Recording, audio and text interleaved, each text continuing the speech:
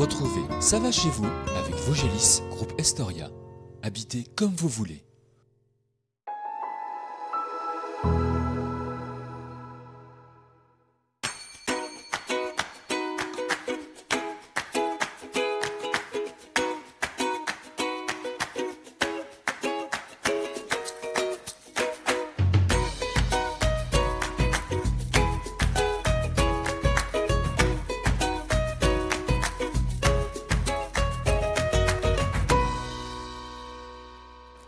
Nous vous emmenons cette semaine non loin de Remiremont découvrir un village très dispersé et qui, petite particularité, ne possède pas d'église. Direction Cleury qui compte un peu plus de 700 habitants, un village connu par le passé pour sa célèbre course de caisse à savon. Rencontre avec Florent Belvaux, directeur de l'entreprise Astil Flash, spécialisée dans la fabrication de cartes électroniques. En fin d'émission, Pierre Decombe nous parlera de la brasserie des 4 sous qui propose des bières bien sûr, mais aussi du kombucha. Mais avant cela, nous sommes avec vous, Patrick Lagarde, maire de la commune depuis de longues années, 1995, votre premier mandat. Vous êtes également président d'Evodia. Est-ce que vous vous souvenez de vos débuts en tant que maire en 1995? Oui, forcément, c'est quelque chose qui marque. Et élu en 1995, premier événement important dans la commune, un gros incendie. Là, on est vite dans le bain, et puis il faut gérer cette affaire. Un jeune maire, hein, vous étiez un des plus jeunes maires des Vosges. Avec Dominique Pénuzy, nous étions les plus jeunes maires du département des Vosges. Alors on reviendra un peu sur cette fonction de maire juste après, mais aujourd'hui, qu'est-ce qui fait qu'on se sent bien à Cleury? Et on est plutôt bien là aujourd'hui, c'est vrai. Nous sommes à évidence dans un cadre agréable, une petite commune où il faut bon vivre, et donc effectivement, on est très bien de vivre à Cleury, et on a beaucoup de demandes, et ce qui pose d'ailleurs des problèmes au niveau d'ailleurs dans l'immobilier. On peut encore s'installer à Cleury d'ailleurs? C'est très compliqué, on n'a plus beaucoup de terrains constructibles, et puis il faut être clair que la réglementation, les lois successives vont faire qu'on ne va pas en récupérer beaucoup, c'est une certitude.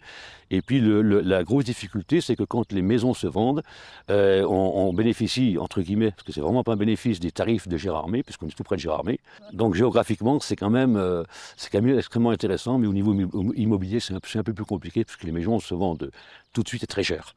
Ce qui gêne un peu pour l'installation des jeunes dans la commune. C'est un vrai handicap. Ce qui fait la force est quelque part aussi un handicap. Un handicap. Résidence secondaire, gîte, résidence de vacances? Résidence secondaire, très peu, et c'est tant mieux. On n'en cherche pas, on n'en a pas beaucoup besoin.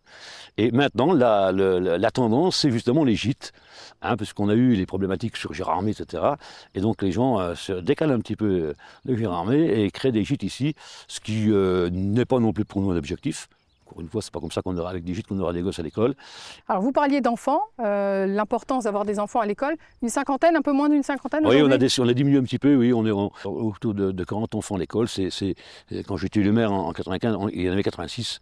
C'est un point d'inquiétude? Est-ce que conserver une école pour vous, c'est important? Oui, c'est effectivement un point d'inquiétude. Conserver l'école, c'est conserver tout ce qui va avec en termes d'animation. On a une association des parents d'élèves qui est dynamique, et ça permet aussi, surtout aux gens de bien se connaître. C'est une vie dans le village. C'est une vie dans le village. En parlant de vie dans le village, il y a les associations, l'activité économique qui permet aussi d'entretenir cette vie dans le village. Les associations peut-être déjà. Et petite particularité, alors les associations sportives, c'est aussi on voit plus large qu'à Cleury. Oui, on a bien sûr, je parlais des associations des parents d'élèves, donc là c'est 100% Cleury. On a aussi les chasseurs et les pêcheurs, et bien sûr, et puis on a tous les clubs sportifs, mais qui sont tous intercommunaux. Alors le fait de l'histoire, que ce soit le foot, que ce soit le handball, on raisonne toujours va être Cleury. Et alors la vie économique, quand on parle intercommunalité, on pense par exemple aux médecins, aux services de proximité, pas de boulangerie à Cleury, et pourtant en préparant cette émission, vous me disiez, c'est pas forcément un problème puisqu'on a déjà on a toujours rayonné comme ça en fait. Oui, on avait encore il y a une dizaine d'années une petite épicerie, boulangerie, mais on n'en a plus. C'est pas vraiment, ça ne manque pas vraiment aux gens. On vit encore une fois dans une échelle qui est supérieure à l'échelle du village. On a encore la chance, nous, d'avoir 3 médecins dans la commune à côté, à Saint-Amé, avec pharmacie, on a tous les services, ils ne sont pas directement sur Cleury, mais on les a tous à proximité. Donc on ne ressent pas ce manque, on n'a pas le sentiment d'être délaissé par les services, qu'ils soient publics ou les commerces ou autres. Alors à vous entendre, on peut dire que ça va chez vous aujourd'hui à Cleury? Ça va très bien. Vraiment très bien, c'est un oui assuré. Ça va très bien, mais oui, mais oui. Est-ce qu'il y aura un autre mandat de maire? Un 6e donc. Vous avez rappelé tout à l'heure que quand j'ai été élu maire en 1995, avec Dominique Pénuzy, nous étions les plus jeunes maires des Vosges. Donc je n'ai pas forcément vocation à terminer en étant le plus âgé, mais j'ai encore de la marge de manœuvre et j'ai toujours la foi. une animation, quelque chose qui va se passer prochainement, début juillet, fin juin, début juillet, Oui, c'est avec le Mini Club. alors on a des projets bien sûr classiques et puis on va recevoir donc fin juin, début juillet, vous le rappelez, le tournage d'un film avec Vanessa Paradis, c'est une petite animation pour nous qui va être bien sympa, quoi. Et c'est au Mini Club, ça aussi ça a beaucoup d'intérêt. Alors ce Mini Club, c'est un bâtiment atypique que parfois certains rient de sa conception, de sa forme, enfin, mais il faut se rappeler quand même que ce bâtiment-là, installé à Cleury grâce au maire de l'époque en 1974, gouvernement Giscard, donc 1000 clubs offerts en France, offerts aux associations des jeunes pour développer la culture en milieu rural. En tout cas, le tournage de ce film, ça a permis de remettre en lumière ce bâtiment aux formes atypiques, de conception originale, et ça nous aidera sans doute à prendre des décisions dans l'avenir. On suivra ça. Merci beaucoup, Patrick, voilà, pour votre accueil en tous les cas. Nous partons maintenant chez Astilflash rencontrer Florent Belvaux. C'est l'un des leaders mondiaux de services de fabrication électronique. Le groupe Astilflash compte plusieurs sites de production, dont un ici à Cleury, avec près de 100 collaborateurs, où l'on est spécialisé notamment en électronique paramédicale, industrielle, mais également en smart home et smart building. Décryptage avec Florent Belvaux. Florent, merci de nous accueillir. Alors, nous sommes dans l'atelier de Cleury. Le site vosgien existe depuis près de 50 ans. Comment il est né ce site finalement? Il est né avant le groupe Astilflash, c'est bien ça? Oui, complètement. Il est né à l'origine en 1977 par la création de foyers ruraux qui a été déclenchée par les communes, par le maire de la commune, Michel Touvenin, avec associé aux communes de Laforge et de Ferdru, pour pouvoir en fait créer de l'emploi en local. Ce qui s'est passé au départ, c'est des premières associations avec du câblage d'armoires électriques. Et puis une association avec Dassault électronique au départ. Et c'est comme ça qu'en fait, ces foyers ruraux ont commencé à faire de la fabrication et du câblage électronique pour ensuite se rassembler en une seule entité, une seule entreprise. Et une première création d'usine qui s'est faite à Cleury dans les années justement 62, plutôt 80 maintenant sur le premier bâtiment. Et par la suite, le groupe a grandi par l'activité et a été acquis à plusieurs reprises par différents groupes pour, dans les années 97 et 2000, être acquis par le groupe Astil. Aujourd'hui, Astilflash, je le disais, est un des leaders mondiaux dans son domaine. Quand on parle de services de fabrication électronique, qu'est-ce qu'on entend par là? Pour certaines personnes, c'est assez flou. Alors la fabrication électronique aujourd'hui, plusieurs niveaux de métier. Il y a la partie développement qui va pouvoir permettre la conception réellement de la carte et de ses fonctions. On va retrouver un troisième métier qui est réellement la fabrication du composant. Donc cette fois-ci, le semi-conducteur, par exemple, qu'on a tous entendu parler. Également les PCB. Les PCB, c'est la plaque verte que vous allez retrouver dans vos cours de MT. Je prends toujours cet exemple. Et nous, notre métier, c'est de faire assembleur. Donc on va prendre le cahier des charges du client qui souhaite assembler ce composant sur cette plaque verte et lui associer une fonction électronique. Nous, notre métier, c'est de pouvoir industrialiser cette fabrication, de pouvoir assembler les composants sur les différents process de fabrication que vous avez pu voir pendant la visite. Il y a des machines, mais on ne remplace pas complètement la main de l'homme, ou en l'occurrence des femmes, parce qu'il y a beaucoup de femmes aussi ici. L'historique fait qu'il y a beaucoup de femmes, effectivement. Le métier requiert aussi la dextérité, la finesse, donc ça explique aussi en partie ce choix et cette activité féminine, plutôt féminine. Vous le disiez, effectivement, le process n'est qu'une partie de l'activité et va occuper un tiers de l'atelier globalement sur des machines très automatisées. Par contre, derrière, dans l'électronique, c'est toute la finition qu'on va pouvoir apporter. Un afficheur, par exemple, va avoir du mal à être monté dans une machine automatique, donc c'est forcément manuellement qu'on va venir ressouder cet afficheur. On va assembler une carte mère sur une carte PHY, on va mettre une colonnette par exemple entre des éléments de carte, ou encore plus loin, on va intégrer cette carte dans un boîtier. Les détecteurs de victimes d'avalanche, eh bien c'est tout à fait le cas où aujourd'hui cette carte électronique, elle n'est pas seulement fabriquée sur le site, mais elle est intégrée dans son boîtier. Elle va être testée en réalité avec des tests en réel de distance de détection pour pouvoir être remis en packaging, redélivré chez le client, qui lui va redélivrer directement chez les clients finaux. Alors, les détecteurs de victimes d'avalanche, mais pas que, bien évidemment, ici. Beaucoup de références. Combien de références, d'ailleurs, ici? On est vraiment sur un mix important de références. C'est 500 références qui sont produites sur le site, avec une récurrence, réellement, et vraiment de l'épicerie pour certains, des plus gros volumes pour d'autres, mais globalement des séries petites à moyennes. C'est entre 500 et 1000 cartes par jour qui vont partir de l'usine. Dans des secteurs où on en a parlé de victimes d'avalanche, mais on est vraiment sur une activité saisonnière. On va être plutôt sur un volume d'activité standard autour de l'activité paramédicale, autour de l'apnée du sommeil par exemple, de l'imagerie dentaire, et puis également de tout ce qui peut être énergie autour du bâtiment. Quand on parle de smart home et smart building, c'est ça justement, c'est le secteur du bâtiment? Oui, complètement. C'est réellement en fait tout ce qu'on peut associer au bâtiment en termes d'électronique. La centrale d'alarme, aujourd'hui, pas forcément celle du particulier, mais la centrale d'alarme pour un dépôt, pour un collège, pour un gymnase. Donc voilà ce type de produit qu'on peut fabriquer pour le marché du smart building. Un marché qui est pour vous en tout cas français aujourd'hui? Aujourd'hui, l'ensemble de nos clients, oui, sont sur, un client en Suisse, mais sinon l'ensemble de nos clients sont délivrés en France. Et alors comment se porte ce marché de l'électronique aujourd'hui? Le marché de l'électronique, il suit la tendance. Aujourd'hui, il suit la tendance économique. Aujourd'hui, il n'est pas forcément florissant. On n'a pas forcément de projets nouveaux énormément en rentrant, mais il reste une dynamique stable par rapport aussi à une fabrication qui est toujours en perpétuelle recréation. Combien de personnes travaillent ici à Clery? Eh ben, sur le site, c'est 100 personnes avec un volant d'intérimaire en fonction des saisonnalités. Donc aujourd'hui, voilà, c'est une centaine de collaborateurs très locaux. Aujourd'hui, effectivement, l'usine est implantée ici depuis 1977 et globalement, la majorité des gens entrés dans cette usine à ce moment-là sont des gens qui sont restés pendant de très longues années. C'est ce qui fait la vraie expérience, en fait, et le vrai savoir-faire de cette usine, le vrai tutorat qu'on peut apporter à nos opérateurs. Aujourd'hui, le métier, ça prend sur le tas et ça prend dans l'usine.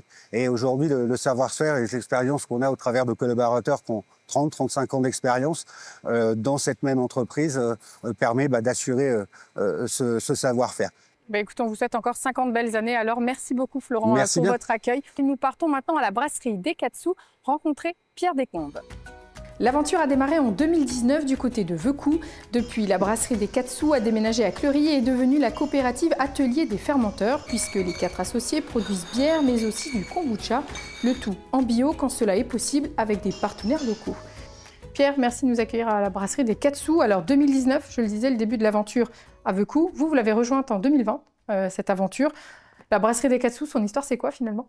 Son histoire, c'est déjà Alice et Thomas qui ont créé la brasserie en 2019. Donc, qui avaient à cœur de brasser des bières avec bio, voilà, et puis dans l'idéal avec des produits locaux.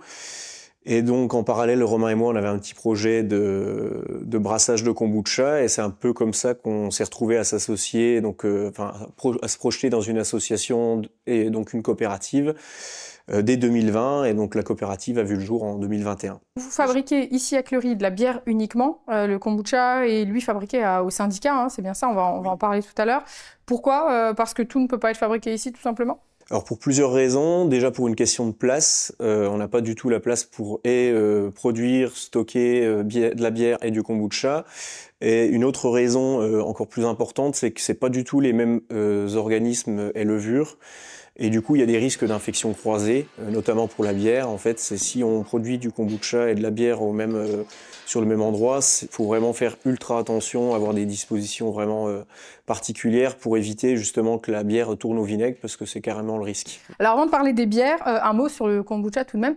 Qu'est-ce que c'est tout simplement le kombucha? Alors le kombucha, c'est une boisson ancestrale qui vient d'Asie. C'est une boisson fermentée à base de thé. Et donc, il y a la particularité, donc, bien sûr, d'être fermenté, mais du coup, d'être assez peu sucré. Et surtout l'été, c'est très, très désaltérant, car peu sucré. Voilà. Et ça constitue une bonne alternative au soda ou au jus de fruits. Et donc, voilà, c'est venu un peu de ça, notre idée de produire ce type de boisson. Et c'est carrément lié à la bière, vu que c'est un produit fermenté aussi. Ça représente combien de litres pour l'instant de kombucha vendus typiquement l'année dernière? L'année dernière, on a vendu à peu près pas loin de 6000 litres. Pour la bière, en revanche, c'est beaucoup plus. L'année dernière, ça représentait... Oui, près de 30 000. 30 000 litres donc, de bière vendue? De vendue, oui. Ce qui est plutôt conséquent. Le marché de la bière locale, on sait qu'il est plutôt bien développé dans les Vosges, oui. Beaucoup de microbrasseries. Comment on fait pour voilà, faire un pas de côté, pour réussir à fidéliser une clientèle et puis faire sa place sur le marché? Nous, on est assez jeune, enfin on a une assez jeune brasserie, mais on fait presque partie des anciens en ayant démarré en 2019. Donc on s'est constitué une clientèle vraiment au fur et à mesure. Je pense que le bouche à oreille fait que le fait qu'on soit bio, il n'y en a pas non plus beaucoup des brasseries en bio dans les Vosges. Après, on a un modèle économique particulier parce qu'on a à cœur de vendre, d'utiliser les circuits courts et beaucoup la vente directe. Donc, on écume tous les marchés vosgiens. Et donc, combien de bières alors sur ces 30 000 litres combien de bières? Quel type de bière? Alors du coup, on propose 5 bières toute l'année, donc 2 bières blondes, une bière blanche rosée à l'hibiscus, une bière ambrée et une bière noire. Donc ces 5 bières-là, on essaye tout le temps de les avoir en stock. Et on a une gamme de bières éphémères, donc les 4 saisons. Et donc on en sort environ une dizaine par an. Et alors pour les matières premières, pour vos bières, on parlait tout à l'heure de produits locaux au maximum. Pour les bières, qu'est-ce qui est possible, qu'est-ce qui n'est pas possible de faire? Pour la bière, c'est plutôt possible de vraiment bien faire local. Donc nous on utilise vraiment principalement les maltes qui viennent d'Alsace, donc d'une micro-malterie qui travaille en bio. Pour les houblons, c'est un peu plus compliqué, mais ce serait possible de fonctionner tout en français. Après, lors de la création de la brasserie, la filière bio brassicole n'était pas aussi bien développée. Et du coup, nous, nos recettes, elles sont essentiellement créées avec des houblons allemands. Voilà, mais ponctuellement, dès l'instant qu'on peut, on utiliser aussi du houblon alsacien, par exemple. Voilà. Mais essentiellement, nos houblons sont allemands. On utilise un houblon polonais aussi sur l'une de nos recettes. Alors, c'est des bières que l'on peut venir déguster sur place, découvrir sur place, parce que depuis peu, vous avez développé aussi ce côté convivialité. C'est aussi ça l'esprit de la brasserie Dekatsu. Depuis l'année dernière, on a obtenu une licence 3 qui nous permet aussi d'avoir notre bar désormais à la brasserie. Et donc, lors de ces vendredis soirs, on a souvent des petites animations. Donc, par exemple, le premier vendredi du mois, on a une animation tricot. Et le deuxième vendredi du mois, on a une association qui vient animer une soirée jeu de société, durant laquelle les gens peuvent venir et se faire un peu assister et découvrir de nouveaux jeux de société. Et à la marge de ça, on organise des événements. Donc c'est maintenant les samedis, des soirées durant lesquelles on organise des concerts. Et donc là, c'est plus festif, c'est les samedis soirs et ça dure en général jusque 23h, minuit. 9 dates jusque fin septembre, il y en aura un peu plus pendant la période estivale, mais voilà, grosso modo, c'est 1 à 2 dates par mois. Écoutez, on vous souhaite une bonne continuation et un bel été. En tout cas, merci beaucoup pour votre accueil, Pierre. Merci. Notre émission à nous est déjà terminée pour aujourd'hui. Moi, je vous donne rendez-vous la semaine prochaine et je vous souhaite une très bonne semaine sur Vosges Télé. À bientôt.